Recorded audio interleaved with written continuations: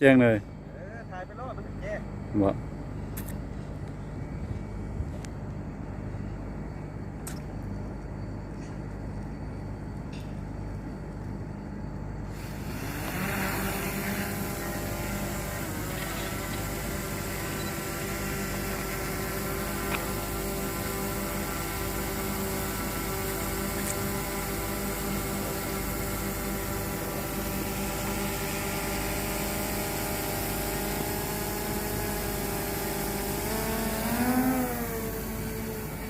โอ้ยบ่รอดเลย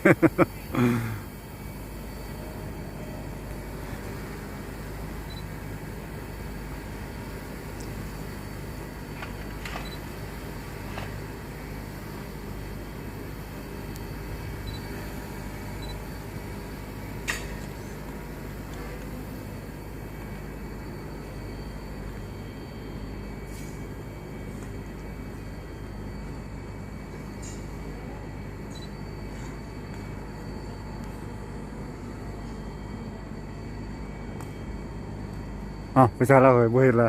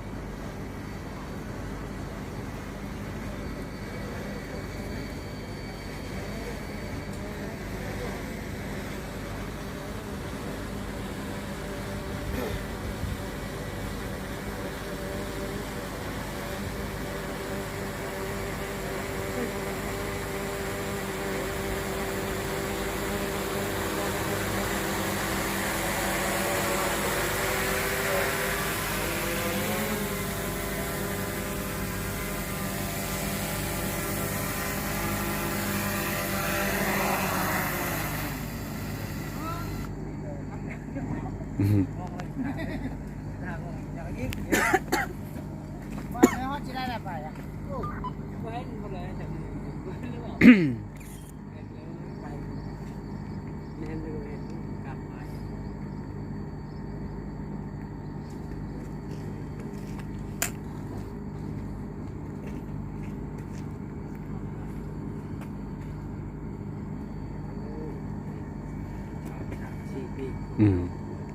เล่นมันใช่อยู่บ้าง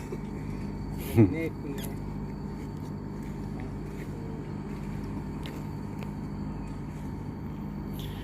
นั่นตัดโทรศัพท์ตัดไว้เฮ้ยถ่ายวิดีโอ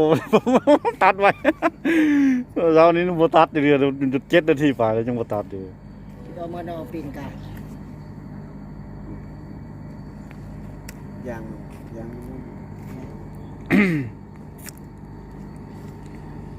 ได้โบโลนึงฮะโลนึงได้ปะแห้งเจ้าจะหนอโลนึง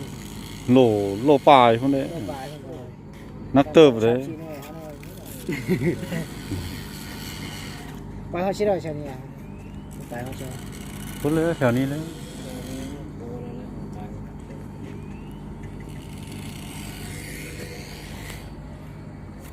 ปิดออกแล้วมันเซฟจะบ่อยฮะปิดออกมันเซฟเองบ่